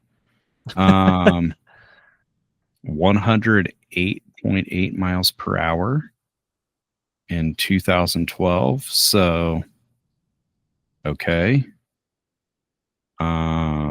He won the hardest shot competition 5 times in a row. Okay. I guess, is that worth retiring a number over? I really think that it comes down to just the Stanley Cup. And it's kind of crazy to me too, that like he didn't win multiple Stanley Cups with them. It was one. And haven't they won it since him? Or no? They went to the finals. They went to the finals. That's right. The Blues. That's right. The Blues beat them. And they went to the finals, I think, against the Blackhawks. In 2013. So, and he was nominated for the Norris. I don't know. Does he have any Norris trophies? Let's see. No. Awards, honors, records. Okay. Oh, you were just looking at this, I guess. Yeah, no, Stanley Cup champion. Norris Trophy in 2009. Was that when he was even with? No, he was with. Yeah, he was with Boston then. Okay. So like one Stanley Cup, one Norris Trophy. I don't know that gets you your jersey number in the rafters. No. I feel like that starts to water it down a little bit because now you got to put Brad Marchand up there. Now you got to put Patrice Bergeron for sure. Marchand has probably licked more guys than anybody else in league history. He definitely owns that record. I can definitely. You got to put his number up there. Just nobody's going to get more penalty minutes than Brad Marchand in a career, right? Like Patrice Bergeron, I can see for sure his number. He's played for the Bruins. He played for the Bruins his whole career. Yeah. He won the Selke Trophy 6 times. Okay. The Clancy Trophy once. Stanley Cup once. And then was their captain at the end of his career before. I was going to say he was the captain too, right? So that's the player you put his number in the rafters. Yeah. And especially you kind of think of when you see a Boston Bruins number 37, you think of Patrice Bergeron. Yeah. That's a player that, there's enough hardware, I feel like. And like you said, the playing for one team your whole career. I don't think Chara. I don't know. I'm not on board with that. Like I'm wondering about Fedorov though. Fedorov played for several teams. Most recently he went back to Russia, ended up playing there in the Continental Hockey League. But he played with the Red Wings for 6 seasons? Oh, way longer than that. 91. So 1, 2, 4, 5, 10 6, seasons. 7, 8, 9, 10, 11, 12, 13 12 seasons. 13. 13 okay. seasons, yeah. So he and played then everybody else he was with for 2, 3. He was with the Blue Jackets for 3 seasons. I cannot believe that he played for the Columbus Blue Jackets. I Washington completely Capitals. forgot about that. He probably did too. Yeah, I'm sure he wanted to. And his stats were abysmal. He scored 43 points in 62 games, 42 points in 73 games, 28 points in 50 games. And then went to the Capitals and did jack shit. Yeah. And then it was like, you know what? I'm going to go make some money maybe I'm old. Maybe I shouldn't go do get me this some anymore. rubles. Let's see. What are his let's see. NHL records? Well, that's not that took me to all the records. He did have 200-point seasons for the Red Wings. He's also the only player in NHL history to win the Selke and the Hart in the same season. So Selke for best defensive forward and the Hart Memorial, which is usually like for the best offensive. Like that's basically always just points. So that's an impressive, and that's what I was talking about, his defensive skills, playing at both ends of the ice. But yeah, I don't know. And 13 seasons versus see, here's the thing with Fedorov. It's like basically when he left Detroit, he had like one okay year with the Mighty Ducks of Anaheim. Yeah. Where he scored 65 points in 80 games. And then he was done. Like that was like basically his last year. So he just kind of kept signing contracts and lacing up skates, but he wasn't doing anything. Yeah. And the other part of it, I guess, is too, like you can't see a number 91 Red Wings jersey without thinking of Sergei Fedorov. Oh, going back to Zdeno Chara, he does have a record as the tallest player in NHL history. That warrants it. I mean, he's basically already in the rafters. I mean, he's basically played his career in the rafters. Yeah, I mean, he's already up there. Yeah, he's okay. I love baseball for obscure stats, but this is great. He's the first NHL player born in the Eastern Bloc, so the former Iron Curtain, to captain an NHL team to the Stanley Cup. Okay. Nick Lidstrom was the first European to captain a Stanley Cup team in 2008, and then I guess Chara did it in 2011. Did that in 2011, so it was good. Good time for the Euros. Yeah, he has the hardest slap shot record.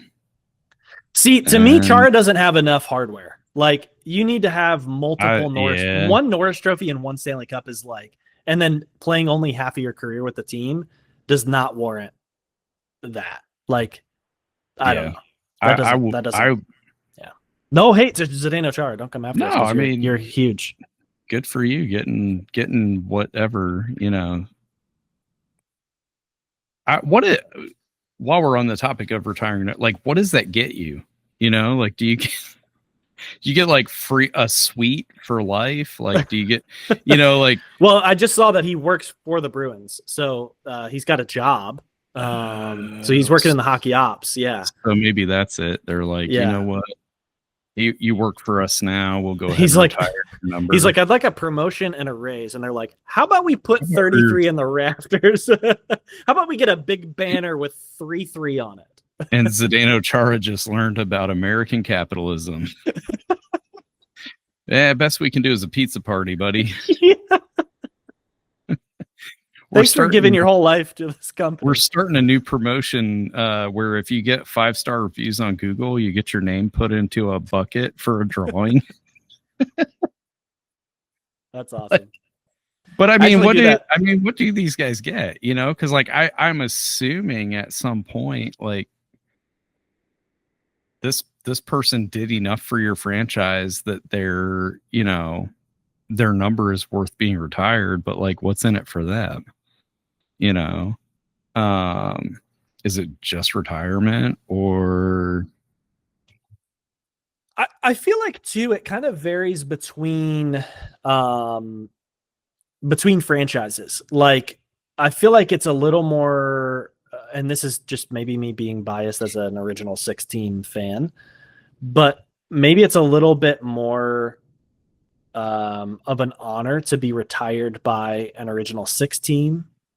So you're kind of going up like in this very long history, like you're one of the numbers that's been retired. You're kind of immortalized in that way. It's a team specific honor that like the Hall of like you can go to the Hall of Fame but that counts for like your international play, your NHL play, any other professional play. So I feel like it's a very specific like franchise honor. But yeah, I don't know what else would come with it. Like I don't know, like you said, a suite for life. I Like want lifetime, lifetime suite. They're gonna grant you like lands and titles, maybe, give you like a house out in the country. No, that would violate the emoluments clause. Well, technically, it wouldn't because the government wouldn't be bestowing those titles on you. The Dano Chara, Earl of Worcester. Yeah. I don't know. I mean, I want to get on like a broadcast every once in a while. Like maybe I get to show up on like the intermission report. You know, like at will. Like I can just show up. They have to put you on. They have to put me on. Like you see that number up there? That's I get to. It's part of like the broadcast rights negotiation, and like you, and then you can like be kind of a jerk about it too. You can be like, oh, I didn't see your number up there. You get like an ambassador gets like immunity in the country they're in. So you like maybe you get like immunity in the city. So like Zdeno Chara can just do whatever the fuck he wants in Boston. City. Yeah. Yeah. I mean, can't anybody pretty much do whatever the fuck they want in Boston? Like, isn't that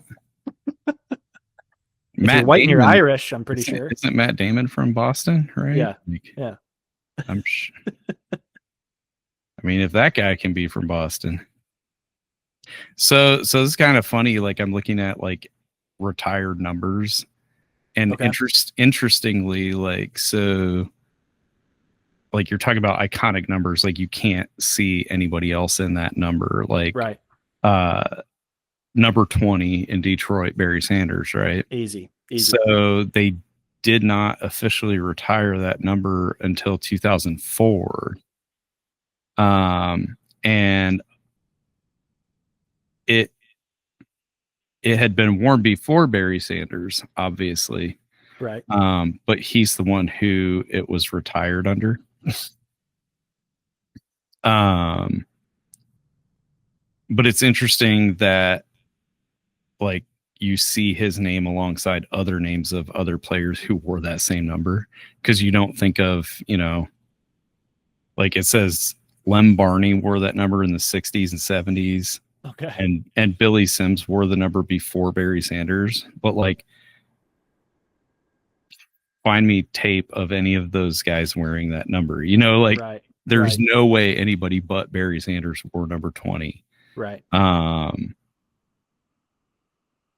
Yeah. But I think number one criteria for getting your number retired has to be that you played like most of your career. I mean, I'll give you like 90%. It's got to be like 90%. I'll give you like Bork, going his final year to another city. Right. Or like like you got drafted by a team, but they never really gave you a chance and they traded you, after your second season or something like that, third season. I can see that. But you got to play the most of your career with that team before they retire your number. For sure. Needless to say, I don't think we'll see number 6 New York Jets in the rafters anytime soon. That's Mark Sanchez's number. Try to bring that back. All right. If they do, I think that truck should be the guy to like raise the hold the. He gets up there with a fucking dagger. He's like, "Fuck this shit." Don't tell me where to load. All right, locker room talk. Oh man. I was just thinking of stuff. Yeah. As I do. And I was thinking, you know what? It's good to change. It's good to just adapt and change and think about things that you can improve upon in your life and how you are toward other people, and just be different and just embrace that you're a different person than you used to be. Yeah. Okay. I was thinking it'd be good if the seasons could change. Like, that'd be nice. Of it being 80 in October, but yeah, I was out doing landscaping work and it was 80 something, and it was not fun to do that for 6 hours in the sun today in 80-degree weather. But yeah, changing. I mean, it's okay to change parts of yourself that you don't like, or parts of yourself that, you know, multiple people have said maybe you should change that part of who you are. Yeah. You know, and that's part of, I think that's just part of life in general, is being able to adapt and change and recognize when you don't have all the answers and you need to maybe seek advice. Yeah. I think it's good to change. Yeah. Especially underwear. Change your underwear daily, for sure. Daily. Or more than daily. That's fine too. At minimum daily is a good. Yeah. I guess maybe some part of where this came from is I used to just be a very sarcastic, just kind of, I'm just going to say stuff, just get a reaction out of people or whatever. I think it's funny kind of thing. And somebody told me one time, somebody that I worked with told me, it was like, I don't really like appreciate that. Like, it's just not a fun, like I was just, I was not taking it too far into like a, hazing kind of way or being really, really mean or bullying or anything like that. But this person just was like, I don't really appreciate like joking around like that. And like, I'd appreciate if you just didn't do that anymore. It's like, you know what? Yeah, that's cool. And then I started to realize like people's reaction to me doing that was on the whole usually very negative. And so, and did not create positive connections with others. And so I started to be like, if I really like, it was and I guess what I say about this is it's good to change is like, I feel like in our society, we try to like kind of like, come up with our own like personal brand or something. Like we try to like just have this like, oh, this is my identity, like being sarcastic and being this like, oh, I'm going to like just joke around and constantly be like in the roast of this other person at all times. That's like my brand. That's my identity. That's just who I am. And it's like, no, that's not who you are. That doesn't have to be who you are. You can definitely change. You can do something different. So, yeah, it's good to change.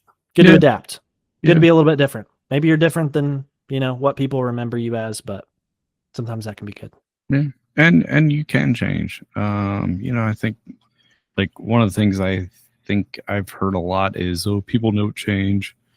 People can change. I mean, a lot of people choose not to, but it is certainly possible for you to change, change who you are and become a different type of person. I'm always going to be a sarcastic, whatever. I find life to be funnier this way, but but you got to know when to like reel it in. But if you don't, you can go find another place to work. I was here first. I was here before you. I had a similar situation to that, and I had to have this kind of self-talk with a while ago when I was in Vegas. Like I've always been a big satire fan, like I just like to make fun of things by just accentuating them, right. And so one time something came up about a certain football team that had to change their name recently because they finally realized how bad it was for business, and I was saying something about like, I mean, why not? Just like everybody has to name their teams after, you know, racist monikers or whatever. You know, and I was being very sarcastic and satiric about it. Right. Somebody else did not think I was, and they thought that I was like waving my racist flag, and I'm like, no, Right. I don't condone any of that. Like, I don't think that Cleveland should have waited as long as they did to change their baseball team's name, you know. I don't think Atlanta should keep their baseball team the same name. Right. You know, like, it's just, to me, it's like, why are we okay with caricatures of people as team mascots or whatever? But part of my way of like saying that is to say, well, no, like everybody should have to do it then, you know, like, like why stop it? You know, why stop at that? Why can't we have the, you know, Boston Crackers or something like that? Yeah. No, it's not racist, guys. It's, you know, everybody's doing it. White people love being called that, you know, or whatever. But I mean, part of it was a language barrier, because one of the people who had an issue with it was an immigrant, and they were ESL, and so it, like, some stuff doesn't translate. So also be aware of that, you know, like what translates and what doesn't translate in across cultures and stuff. But yeah, I mean, so I had to change that part of who I am, you know, like not being as, you know, every day at work, you know. We'll save that for the kegger on Sunday, you know? Right. You know, a lot of the stuff is contextual and that sort of thing. Sorry, I know it's bottom of the ninth. I know. I'm hearing some deep breathing over here. I gotta make sure, you know. Like, bottom of the ninth, you're still up 4-1. Is my wife hyperventilating? Is she? It's the bottom of the ninth. There are no outs. Oh crap! We put Trinan in. That's the problem. Ah, okay. Yeah, he hasn't been reliable. So, speaking of health concerns, Mr. M's life lesson. All right. Follow your doctor's directions, my friends.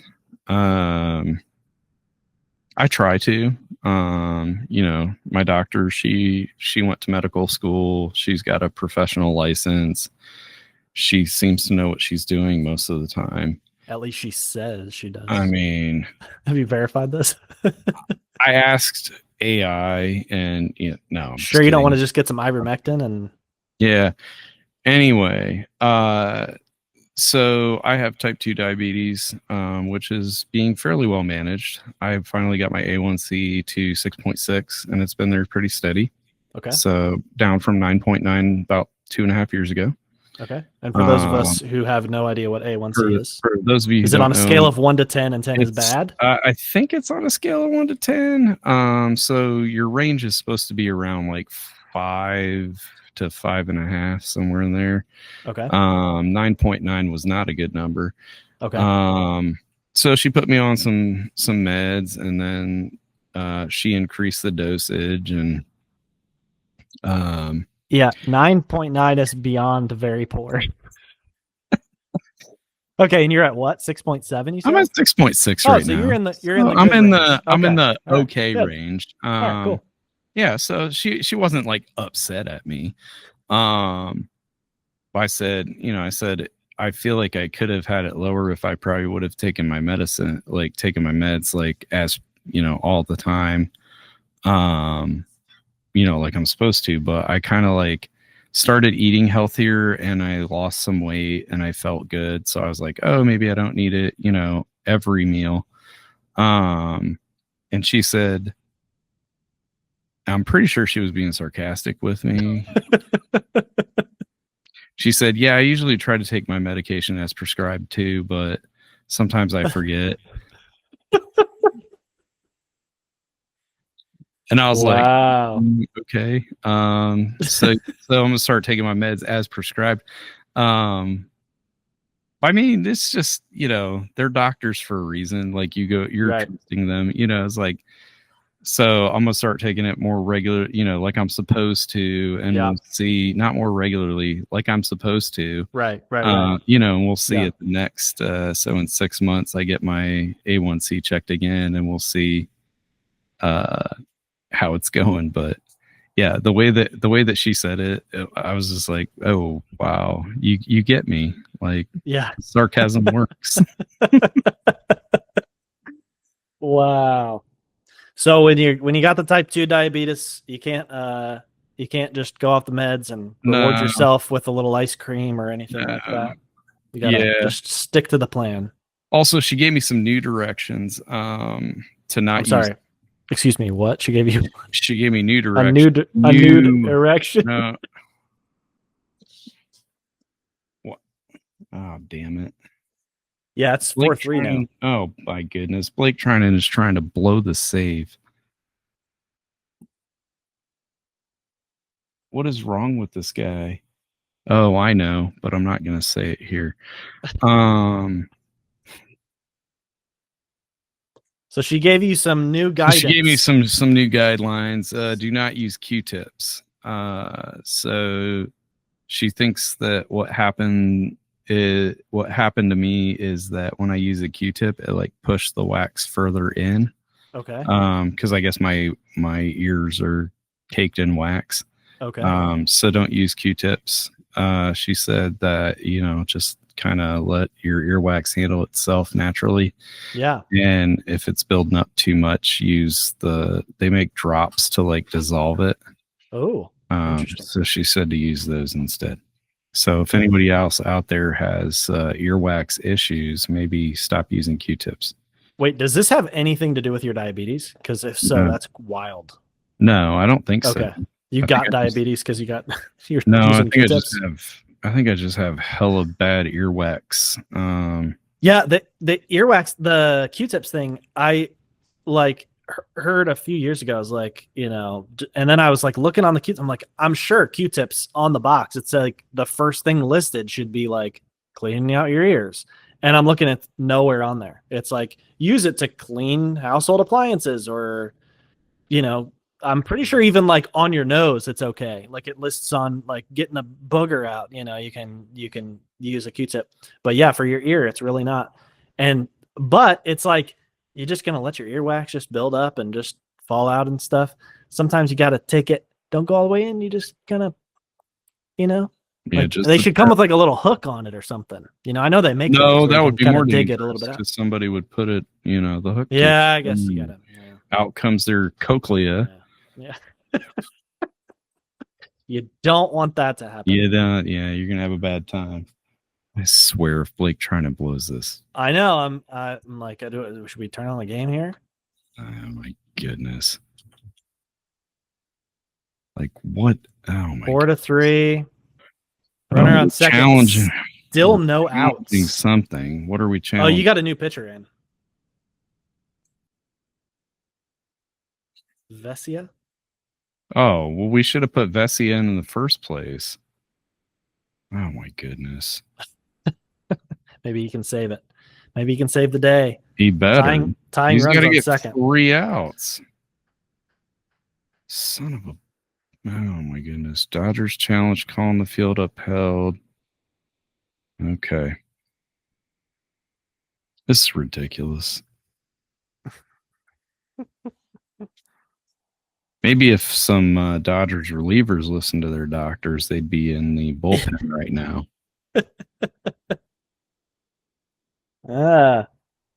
Anyway. All right. Let's get to your Wikipedia history. Wikipedia history. All right. Not a whole lot on here. It's a little random and crazy. It's a little all over the place here, but I've been watching Game of Thrones. I don't know if you've ever watched Game of Thrones. So fun fact, I have not watched Game of Thrones. Okay. I heard about it. Yeah. Like from a lot of people, I heard like what it is or whatever. From what I know about Game of Thrones, there is a like incestuous relationship between like siblings or something like that. There is. and there's like lots of killing and orgies and whatever. And so somebody once said, "Oh, you would probably like this." And I'm like, what have I done that would give you... Did they say specifically like you would like this because of this? No, they said like, I think it was like a lot of people. You'd like that, Tim. It was a lot of people in the Magic community. Okay. So, and I think it had more to do with like the fantasy and the lore and like that kind of stuff. Yeah. But I was just like, what about me made you think, yeah, this guy probably is into incestuous orgies that end in murder? Like, it's not all that, but that was like what people were talking about. Like, at the time it came out, it was like, oh man, you have to watch this. Like, no, I really don't. Like, and now thanks to them, like you can't. Yeah. Anyway. Yeah. Well, it's a good show. Apart from the incest, and the murder. Yeah. So, I got into a little bit of I'm always like, every couple of years reading about, I don't know, medieval history type stuff. Okay. And so I got caught up on, of course, I saw some YouTube short about William the Conqueror, and I was like, oh, what's his deal? So I started looking up that. And then I ended up on, list of English monarchs. Basically all of Game of Thrones is just like English medieval history, just like rewritten kind of thing. I mean, it's like fancied up and, there's more incest probably. Maybe less incest. I doubt. I was going to say. Yeah. So then I was looking up like, Normandy and the Norsemen and Normans, Anglo-Normans. It was pretty interesting, all that history of, how the Vikings, basically the Norsemen, came down from Scandinavia and would raid, Great Britain, that island. They'd raid France, which was like the Frankish Empire at the time. Mm-hmm. And then basically they would just like raid these places, and then they would just stay there and live there, and then they would just assimilate, which is hilarious. They wouldn't like go and like dominate, like, you're part of our culture now, you're going to live by our rules. They'd just be like, hey, what are you guys doing over here? Like, can we live like that? So they would just kind of like assimilate into everybody's cultures, which is really funny. And then they kind of just cease to exist as like a specific cultural identity. So yeah, read about that. I did not know that about the Norse. Speaking of murder, the Norse, yeah. Speaking of murder, I was, I'll always click on like top read articles or whatever. Mm-hmm. One of those was Ed Gein or Ed Gein, I don't know how to pronounce this, and is like an American murderer and body snatcher. So apparently this new documentary or show came out. But this dude has like inspired like all of like these horror things, like Psycho, American Psycho, like all of these different things were inspired by him because he was a crazy murderer guy that would exhume bodies from their graves and like, peel skin off and make little trinkets and stuff. It was pretty crazy. It was pretty wild. So don't read about that one unless you're feeling spooky because it's, Halloween season. Okay. I do have Mark Sanchez in here. Looked him up. I was like, why is Mark Sanchez trending? And then I saw the news article after that. I was like, oh, okay. I got Bad Bunny in here because I saw the Bad Bunny article. And I was like, oh, Bad Bunny. What's up with Bad Bunny? So I was reading about Bad Bunny. Yeah. Benito. And then Theo Von was in there. Do you know much about Theo Von? Should I? You shouldn't. You really don't need to. He's like a conservative podcaster guy. He's kind of like made his whole thing off of being this shtick of like just being this man. I'm just kind of this dumb guy and blah blah blah. His name is Theodore Capitani von Kernatowski III. That sounds American. Professionally as Theo Von. He's a stand-up comedian and a podcaster. That sounds so American. So he was born in Louisiana. I don't know. I would have definitely picked Louisiana with the name like Von Pastor, whatever the fuck that was. He's descended from Polish nobility. Obviously. So how many of us can say that? He describes himself as Polish Nicaraguan, which is really funny. His father was 70 when he was born, which is just wild to me. So he is American, though, because he's of Polish and Nicaraguan descent. Come on. It doesn't more get American more than that. American than that. That's right. That's right. So, he's literally the America in MAGA. Yeah. I didn't know where this guy got started, but apparently he was on. Do you remember on MTV? Oh, there used to be like is it the game? Did they tie it up? No, but the bases are loaded and we only have one out. Oh, there you go. You're gonna lose this one. I can hear Alicia.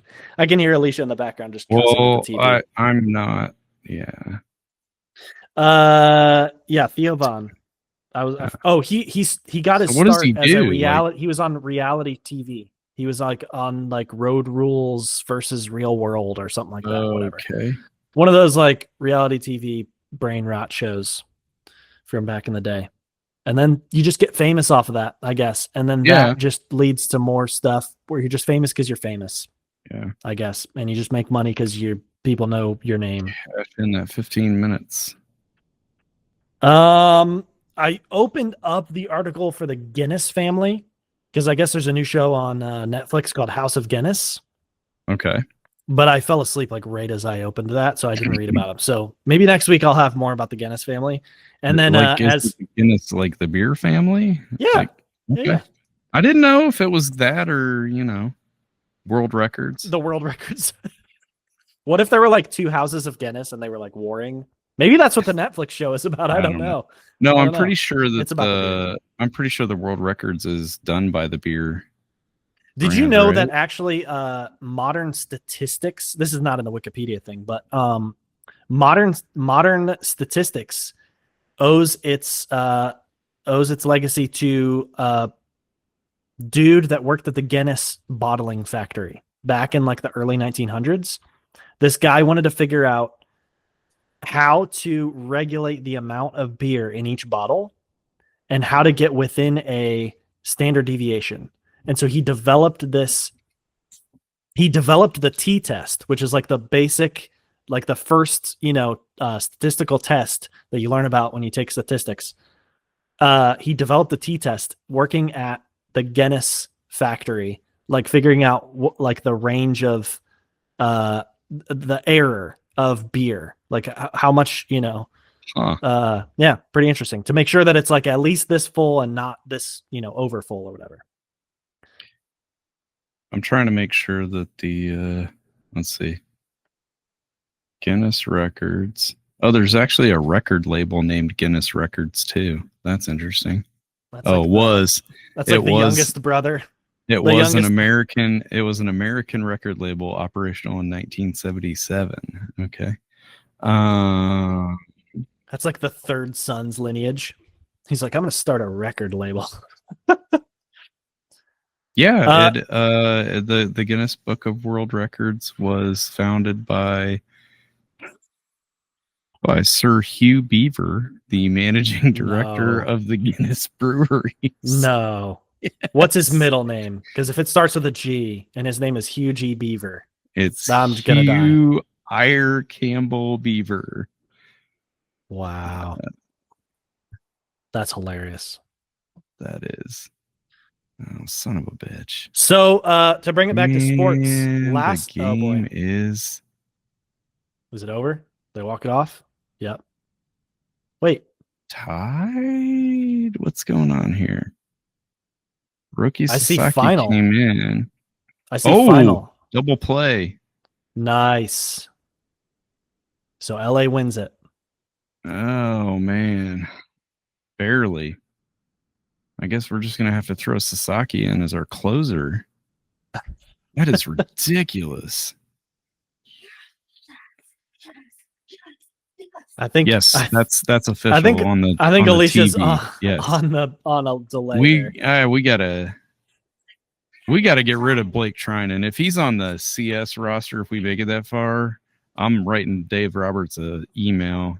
Let him know. Dude, this guy, get him out of there. He sucks. That was pretty bad. I mean, to be up 4-0. Wow. 4-1 in the 8th. And then, man, just man. Ay. So did the Guinness World Records have anything to do with the Guinness beer?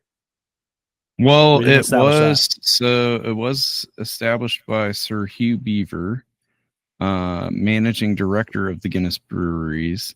Oh, okay. His idea became a reality when Guinness employee Christopher Chataway recommended friends who had been running a fact-finding agency in London.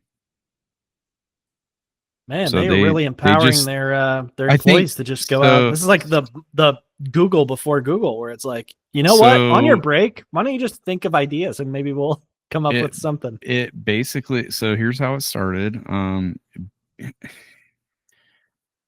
Sir Hugh Beaver was on a hunting party. He missed a shot at a golden plover, which is a type of game bird. And then he got in an argument over whether the golden plover or the red grouse was the fastest game bird in Europe. This is how all great things start. Over an argument of like parentheses in the Wikipedia article. The plover is faster, but neither is the fastest game bird in Europe. Oh, all right. That evening, he realized it was impossible. Which one is?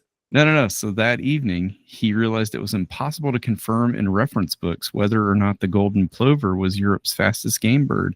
He knew there must have been numerous other questions debated nightly among the public, but there was no book in the world with which to settle the argument.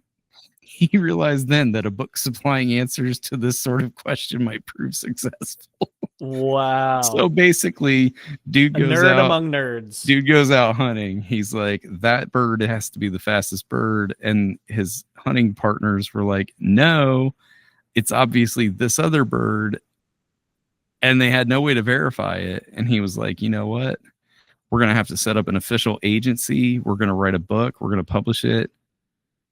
Wow. That's funny. Amazing. That's amazing. I knew it had something to do with the Guinness Brewery. I did not know like that it was that kind of deep. It was originally called Guinness Superlatives. Okay. And that sounds like it would be a good game. Yeah. I actually have my laptop propped up so that I can get like the right angle, so you're not like staring up my nose. Yeah. I have it propped up on my laptop stand, and then on between my laptop stand and my laptop is Trivial Pursuit. And I thought about pulling a card out, but that sounds like how Trivial Pursuit, like that's like the precursor to like being good at Trivial Pursuit. You know, you got to read Guinness Book of World Records and the encyclopedia. And it kind of makes sense that like the Guinness Book of World Records would have something to do with a beer, because it's kind of like a pub, you know, like pub trivia catalog. Right. You know, people have had a couple of pints and then they decide that they need to argue about how many marshmallows do you think is the most anybody can eat in one let's see. There are all kinds of ridiculous records now. Yeah, there are. What style of record breaker are you? They're celebrating their 70th anniversary. All right. Go flying. Oh wow. Woman with 138-hour Just Dance marathon record says it got her in the best shape of her life. 138 hours? 138 hours, like it's like most of a week. How do you even stay awake for that? Is she dead? I'm trying to read, like, does she like get to take a break or something? I don't know. Well, to round out my Wikipedia history, and sorry, we got that's okay. That's all right. That's all right. To round that out, and speaking of, and it ties into baseball, we were watching a Tigers game last night, and we were talking about, I don't know, something about the Chicago teams came up, something like that. How old? I think Amy asked, how old is the Detroit Tigers? And they were formed in 1894, by the way. But Did you know that the Chicago Cubs they started out as the Chicago White Stockings. And then they stopped being referred to as the Chicago White Stockings.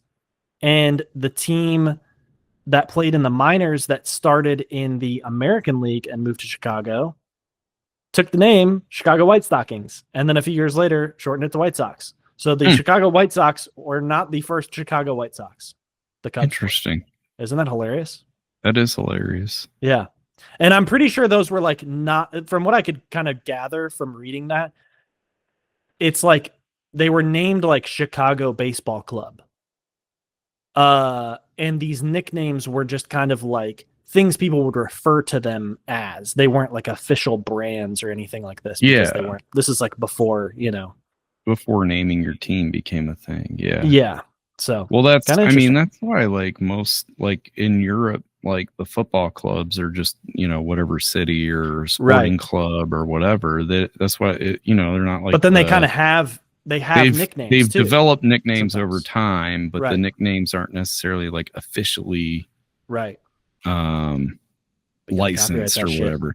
Well, some of them you can't. Like Blues. Okay, so Everton also go by the Blues, but so does Chelsea.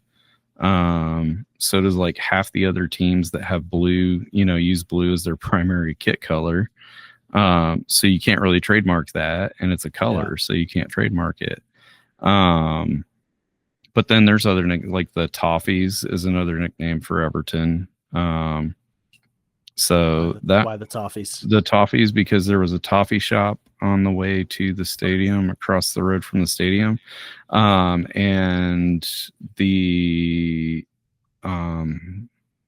used to like throw toffees into the stands. Oh, okay, all right. At home games, yeah, that makes a little more sense than just there's a toffee stand across the street. There's a toffee stand across the street. So I'm gonna root for the Columbus Jamba Juice. So I was when you were saying the White Stockings, I was remembering like the Cincinnati Reds were originally the Red Stockings, right? And then Boston was the Red Stockings, but then they shortened to Red Sox later on. Yeah. But Cincinnati was the first professional baseball team in the United States. They were the first team to pay their players. Oh, all right. So. But then they also called themselves the Redlegs during the Cold War, during McCarthyism. Okay. Because it was bad to be a Red, because Red was associated with communism. All right. Yeah. So you got to get the Reds out. Yeah. That's right.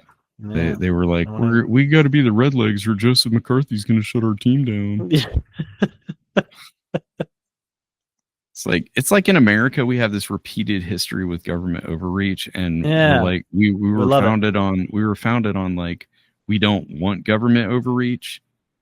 Yeah. And then our government was just like, from day one was just like, no, we overreaching, bro. Like, yeah.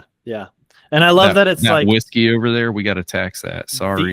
The overreach that we like, just simply won't have is like medical care for everybody, like health insurance for everybody as a standard. Well, and that would ask me to care about my fellow human, man. Yeah, come on. Yeah. Keep your hands off my money. But go ahead and abuse all of my. But if my neighbor has to die because he can't afford to treat his diabetes, he shouldn't have been born poor, or he just happens to have darker skin than me. Yeah. All right. Well, I guess that's an episode. Sounds like it. Woo. Maybe we'll do an in-person one. I don't know. Maybe maybe it would have to be done. It would have to be like Sunday, afternoon. Yeah, something like that. All right. Love you, dude. All right. Love you too. All right.